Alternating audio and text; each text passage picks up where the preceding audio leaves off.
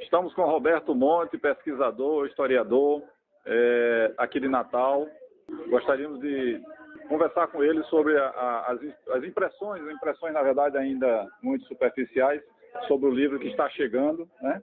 Sobre um novo livro falando sobre uma etapa e um momento tão importante de Natal, que foi essa Revolução de 1935, especialmente falando sobre um enfoque familiar, de uma família, de uma saga, da saga de uma família que sofreu muito com a prisão e depois o exílio de um dos seus líderes.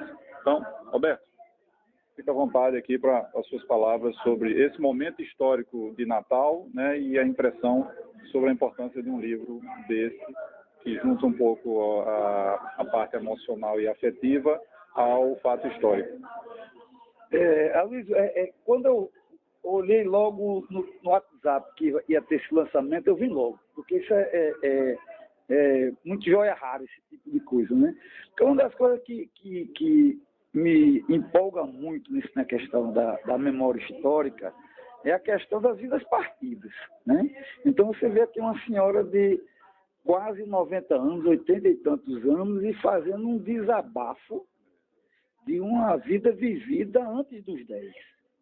Então, quer dizer, a gente está falando de coisas que aconteceram no século passado, né, na década de 30, que ainda estava na garganta, né, da pessoa.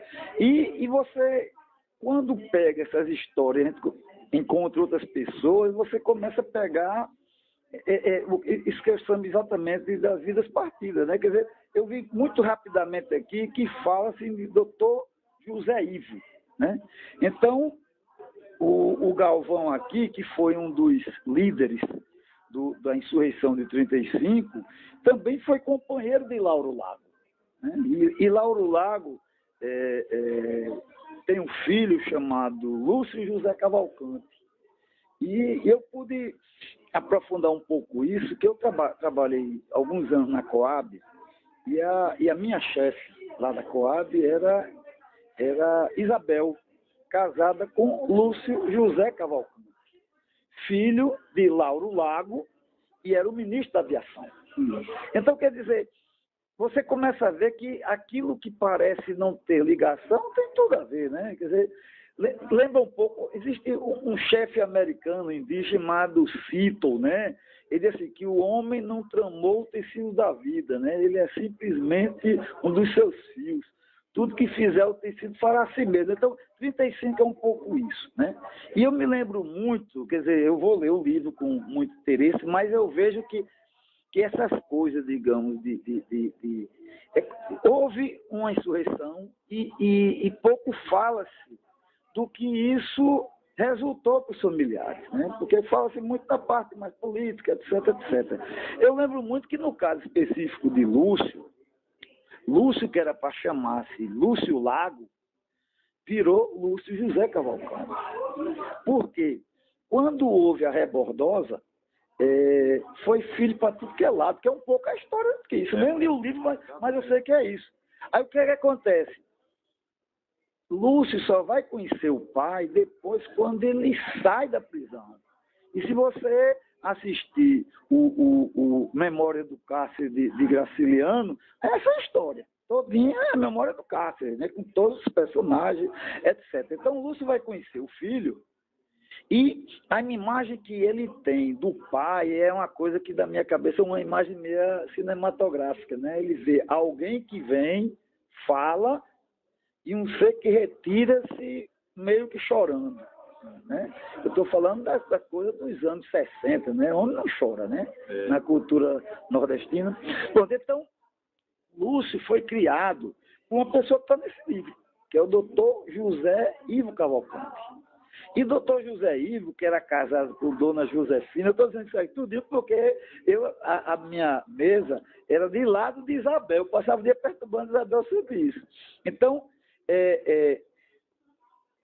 o pessoal lá era cardíaco. Quando o pai de Lúcio chegou para ver se reunia a família, se tirasse, o velho morria. Então, Lúcio, que era para ser Lúcio Lago, virou Lúcio José Cavalcante. Então, acho que é um pouco que deve ter nesse livro. Né? Natal, se você pegar o material de Homero, foram mais de 900 pessoas em Natal que foram indiciadas. E 1.000 e tantas no Rio Grande do Norte. Isso numa cidade que não tinha 30 mil habitantes lá.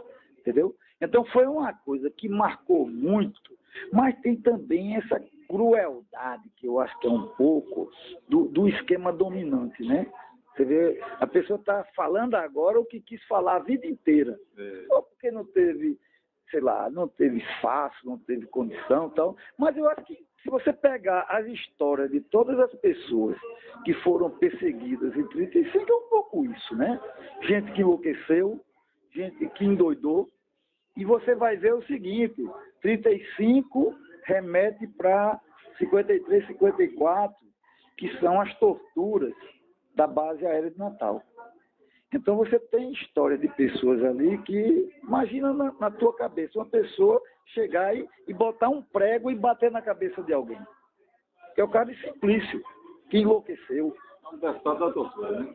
Não, e eu vou te dizer um negócio, 35 e 53, 54, que são as torturas na base aérea de Natal, são muito mais barra pesada do que o que aconteceu em 64. Eu digo isso que eu estou pesquisando isso muito a fundo.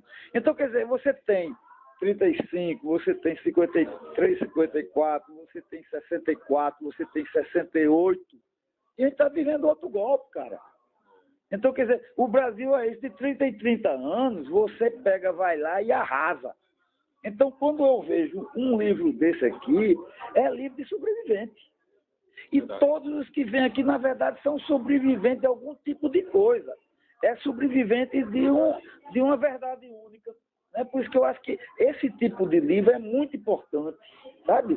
Pode parecer até que não é grande coisa, mas só o fato de ser editado e dar uma outra visão, já, sabe, você sai do esquema dominante.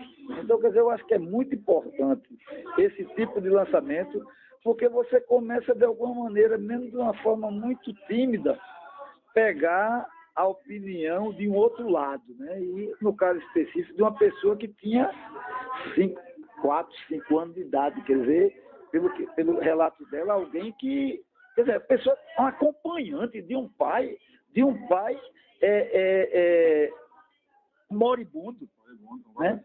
Então, quer dizer, você está falando de coisas extremamente barra pesada que o dia a dia não se fala, né? Você não escreve-se, né? E não se fala, né? Então, quer dizer, eu acho que o sobrevivente é tanto ela quanto você e eu, porque é sobrevivente de uma verdade única, ou de uma, não de uma verdade, porque o termo verdade é muito complicado, é de uma versão de uma situação única, né? Quer dizer, pouco fala-se daquilo que efetivamente aconteceu. E só isso ser discutido, levantado, eu acho que já é um grande dado.